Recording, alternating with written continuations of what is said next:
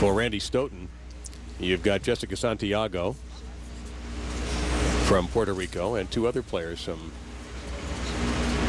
outside the mainland. Meantime, Randy Branca has been perfect. Does not get the carry there. That could have been a disaster. She winds up with instead a 6-10 to get things underway for McKendree.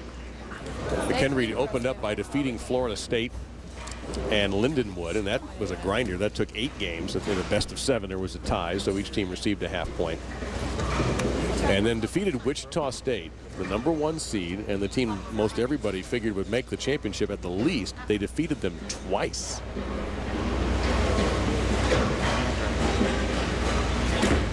So you can't say that McKendree didn't earn their way in to this championship. Nice job, baby. Nice job.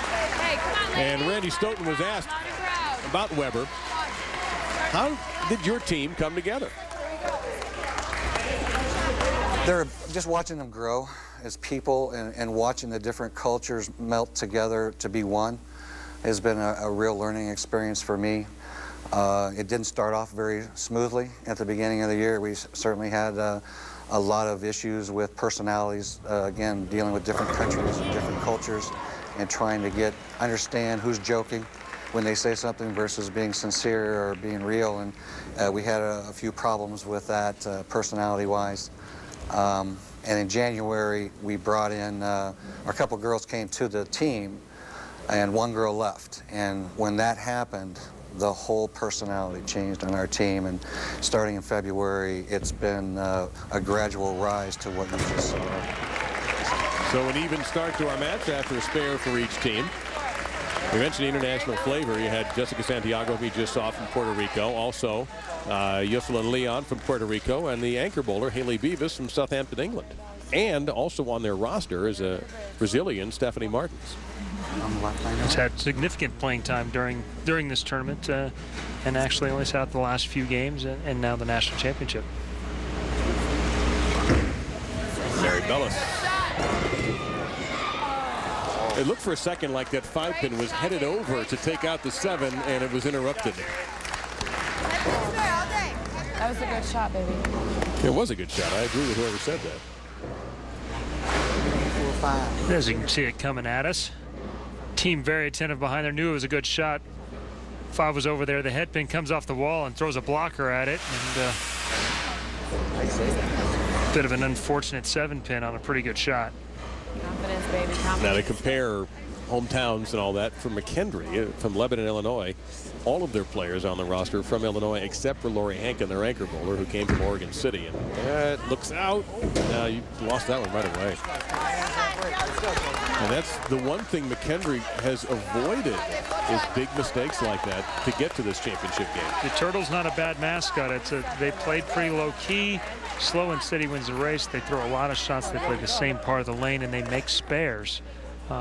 Opens are tough for them because they don't throw as many strikes as this Weber team does.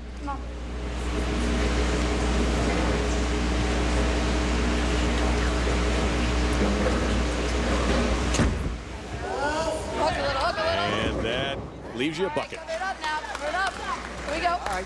Just like the washout. Just like the washout. And that's not your least favorite spare? That's a tough one, too.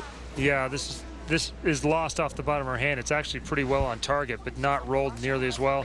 Comes up light. Head pin goes around everything, knocking out the 7th for the bucket. Right here, baby. Here we go. Good shot. Good shot. There's a couple ways you can shoot this. You can shoot it with a spare ball and throw it straight. Or the way it looks like she's going to shoot, she's going to move about 4 boards right with her feet, keeping her target the same, and that should get the ball to cross over. And she did exactly that. We should take a moment, by the way, to explain the numbers on the jersey signify the frames the bowlers will compete in. So you see a 2-7 for Yassel, and that means the 2nd and 7th frames. As you can see, this is exactly the same shuttle she threw at the washout. She moves her feet 4 boards, targets the same place at the arrows, releases, has a much stronger release on that one. It rolls across, picks up the spare fairly easily, actually. But the low count doesn't punish McKendree too badly for the open frame. Now Bella Bradich. This is the head pin. And she has the 1-2-4-8 to convert as we show you women's champions from this past decade.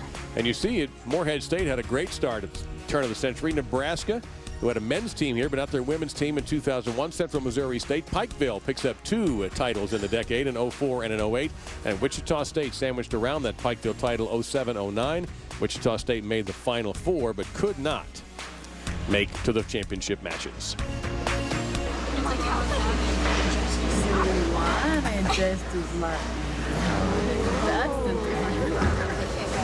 This basically has to be a pocket hit. It is. Nice job. Nice job.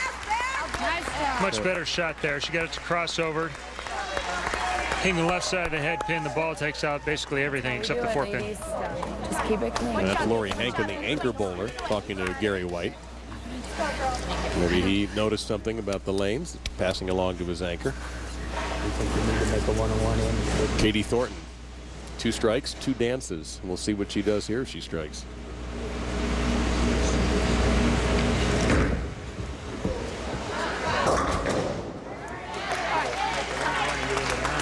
.310.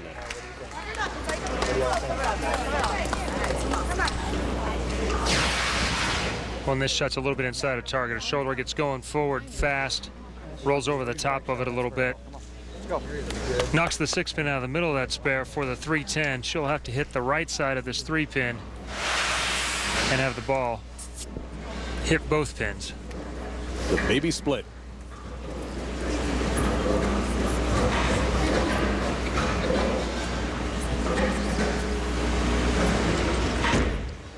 Come on.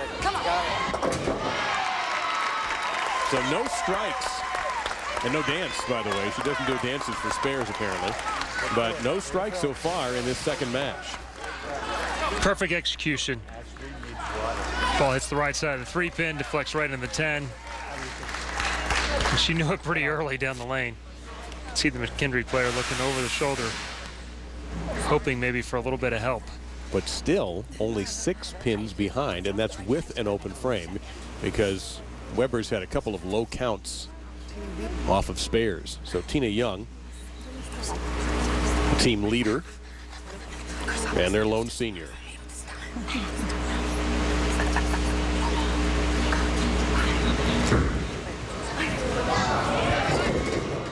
Like she was trying not to fall off a cliff there, but when she finished on her follow-through.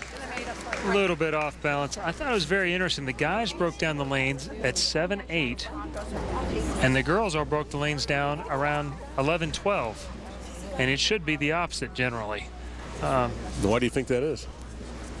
Well, that's where they're comfortable playing. 1-1's gonna get the ball on over there, right? Oh, you want to throw a spare? Okay, you want to throw a spare shot at it? Okay. See, they're discussing strategy and how to shoot this spare, and at the 2-5, it's an easy spare 2-chop. I agree with Tina. The better way to shoot this is with a spare ball and decreasing the chances of taking the 2-pin right straight back. So that is a football inside that bowling ball.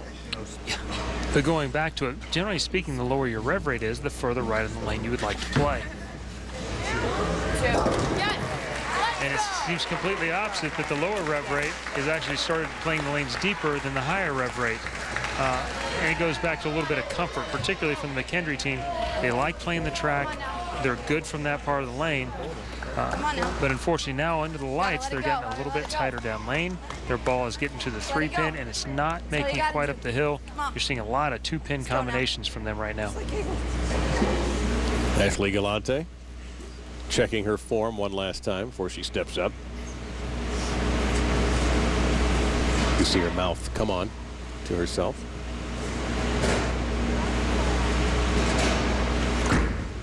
Go, cover. And she misses the head pin and gets that 9 tapped out of there. Pardon me, the 8 tapped out of there. So she just has the 1-2-4. Go in Brooklyn here. Go And this is a little bit what we saw earlier today. She's just really out of rhythm, and she's trying to force the ball to go to the right after she's missed left a couple of times already. This shot crosses about 3 boards right at target. Leaving the 1-2-4 is probably a bonus. If she'd thrown it a little bit better, a washout or a 2-10 would have been in play. It's your favorite shot. It's just going Brooklyn. Your favorite shot. See it first. See it first. Come on now. Let's do it. Let it roll. See the line, Pace let it here, roll. very deliberate, as we're seeing all spares here, and a lot of concentration going into these shots. Well, and when you're a little bit lost and you're uncomfortable, it's tough to get up there and pull the trigger sometimes. Much better. Oof. That one almost got away. You killing her. As we have commented on during the program,